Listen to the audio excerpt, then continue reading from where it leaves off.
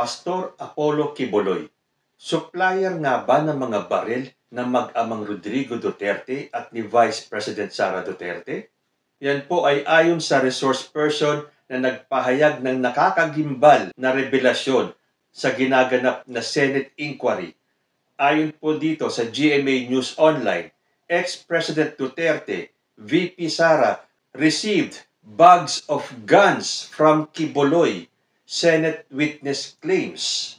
A resource person testifying at the Senate inquiry into the alleged abuses of Kingdom of Jesus Christ leader Apollo Quiboloy on Monday claimed that former President Rodrigo Duterte and his daughter, Vice President Sara Duterte, had received bags of guns from the religious leader. Testifying during the second hearing of the Senate Committee on Women, Children, Family Relations, and Gender Equality, the witness, identified only as alias Rene, said he once worked as a landscaper for Quiboloy at Glory Mountain where he experienced firsthand the abuses. Glory Mountain is located in Davao City and is known to be owned by Quiboloy. Panoorin po natin itong video nito para firsthand marinig natin mula sa resource person kung ano-ano ang kanyang isiniwalat dyan sa Senate hearing. Let's all watch this. Ako po si alias Rene. Nasa 8 taong gulang at nakatira po sa Pasay City matapos manumpa sa ilalim ng batas at nagsasaad. Na-convert ako sa Kingdom of Jesus Christ noong 2015 sa pamamagitan po ng aking pagiging miyembro ng Keepers Club International na isang youth organization ng simbahan na nagre-recruit sa mga paaralan. Kasama ng aking high school sa Tacloban City. Nag-aalok po sila ng fake scholarship para maengganyo po ang mga kabataan. Ang pag nahumaling ka na po sa kanila, unti-unti na po nilang ipapakilala si Apollo Quiboloy na siya daw ang anak ng Diyos at siya ang may-ari ng sanlibutan. Pumasok ako sa full-time ministry dahil sa paniniwalang iyon at buong pusong inalay ko ang aking sarili sa kingdom. Sinabihan po kami ni Quiboloy na iwan na namin ang aming pag-aaral, ang aming pamilya, at aming mga pangarap sa buhay dahil kailangan namin mag-focus sa mga ipapagawa niya at para daw kami ay maligtas sa aming mga kasalanan. Pagkatapos po ng aking baptismo, pinang-area po agad ako at ang ibig sabihin po nito ay ang araw-araw na panlilimos sa mga kalsada, mga restaurant, plaza, mga malls, at mga bahay. At may mga tinatawag na goal, ukuta kami araw-araw na dapat naming makuhang pera. 3,000 po ang aking goal everyday na kailangan ko po ito makamit. Nagpanggap po akong pipi at bingi. Kung hindi ko po ito maabot, ay papaluin po ako at di pa ako papakainin. Pag bare months naman po, o mula September to December, ay mas puspusan pong aming pamamalimos. 1.5 million po ang aking goal na kailangan ko makuha at maibigay kay Quiboloy sa loob po ng 4 na buwan. Kaya 8 a.m. to 11 p.m. ako namamalimos. Halos wala na pong pahinga at kain. Gumagamit din po kami ng mga fake charity para mas nakakaawa kami tignan. Kalaunan po ay naging youth leader po ako. At naging task ko po ang pagre-recruit sa iba pang mga kabataan na umanib po sa simbahan at mamalimos din. Dito na po ako magsimulang magtanong at magduda. Nagigilty po ako na mag-recruit ng iba pang mga kabataan. Gusto ko na pong umuwi sa amin, pero sa isang banda po wala na po ako mapuntahan dahil iniwan ko na po ang pamilya ko. Nung nahalata na nila na po, ako po ay may agam-agam, pinadala po ako sa Central Headquarters sa Davao. Akala ko ay matutupad na ang pangarap ang pangako nila sa akin na pag-aralin sa Jose Maria College. Pero di nila lang pala nila ako sa Glory Mountain, kung saan po dinadala yung mga sanction workers o yung mga hindi nakakakuha po sa mga kuta nila o ang kailangan ng pagwawasto. Ako po ay naging landscaper ni Kibuloy sa Glory Mountain. At doon ko na po naranasan ang pananakit mismo sa kamay ni Kibuloy. Pag hindi po siya nagagandahan sa aming landscape sa mansion niya, sinasampal niya po kami at pinahampas. Mga apat beses ito sa isang linggo. Sa Glory Mountain po, pag dumadating po si Kibuloy, sakay ng chopper, may dala po siyang mga malalaking bag na laman po ay mga iba't ibang uri ng baril. At nilalatag po ito sa tent, nakatabi po ng mansion niya. Minsan po pumupunta din po doon si former President Rodrigo Duterte at former Mayor, Davao Mayor Sara Duterte. At pag umaalis na po sila doon sa Glory Mountain, dala na po nila yung mga bag. Na siya pong bag na nilalagyan po ng mga baril. Noong 2020 po, nagpaalam po ako na umuwi sa amin dahil hindi ko na po kaya yung pananakit ni Kibuloy. Inassign naman po ako pero hindi po ako pinayagan. Inassign naman po ako sa personal assistant ni June Andrade na isang sa mga mataas na opisyal ng Kingdom. Dito po ako nakaranas ng mga sexual abuse. Pinipilit niya ako na pinipilit niya po ako at imabit siya. May basbas naman daw ito kay Kibuloy. Tinumong ko ito sa executive secretary ng Kingdom at CEO ng McDonald's KJC na si Eleanor Cardona. Pero di ako hindi po naniwala bagkos pinagalitan ako at sinampal dahil grabe na daw po yung yawa sa loob ko. Pinag-fasting ako ng 7 araw na walang kain. Gusto ko na pong tawagan yung family ko para humingi ng tulong. Pero wala na po akong cellphone. Kalagitnaan po ng 2020, ako po ay na-assign sa SME9 News sa Makati bilang pong researcher. 8 a.m. to 4 p.m. po yung duty ko sa newsroom. At 6 p.m. to 11 p.m. naman po ako namamalimos. Si Tina San Pedro po, na boss namin sa SMNI. Ay siya din nagsasabi sa amin na kailangan namin ma-hit yung aming mga goals. Minsan din hindi ko po ito naaabot dahil na rin sa pagod sa duty sa newsroom. Kaya sinasampal po ako at hinahampas ng libro ni Tina San Pedro. 2021 po ako umalis ng tuloy ng Kingdom. Buong loob ko at kahit natatakot ako. Sabi ko hindi na ako magpapapigil pa. Noong unang araw yun nila ako payagan. Pero kalaunay pumayag sila matapos ko sabihin na kakasuhan ko si Tina San Pedro.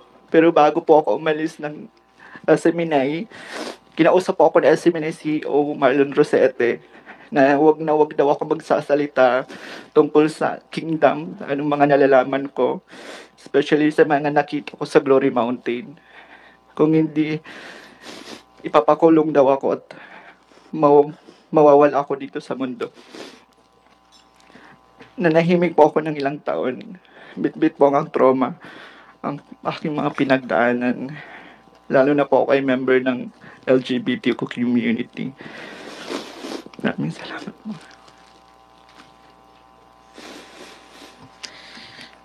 Maraming salamat, Elias Rene, sa pagbasa ng iyong affidavit sa aming komite kahit ay napakasakit.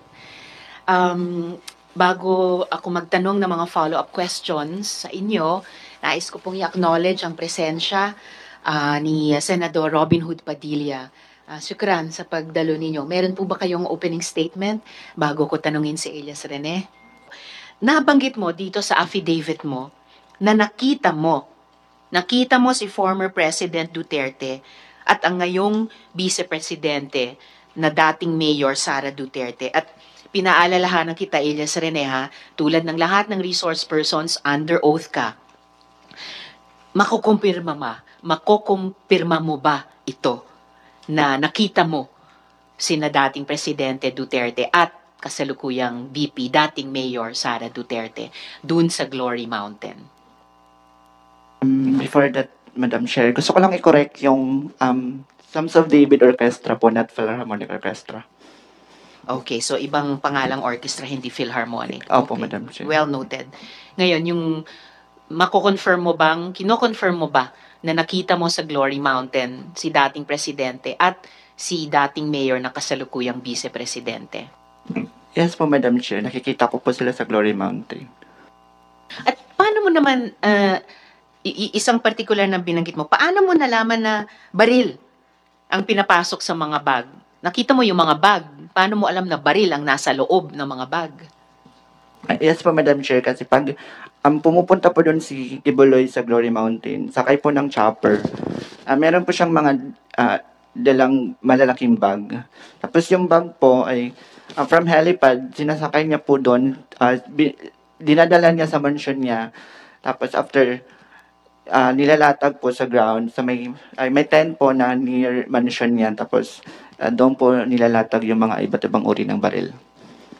So teka, ang nilalatag ay bag pero inilalabas ang laman ng bag? Nilalatag, baril po yung kinukuha from the bag, tapos ito pa inilalatag sa ground. Okay, so hindi lang bag ang nilalatag. After ilatag yung bag sa ground, dun sa tent, nakita mo na inilabas yung laman at nakita mo na ang laman ay baril na iba't Yeah. ibang klase? Yes po, Madam Chair.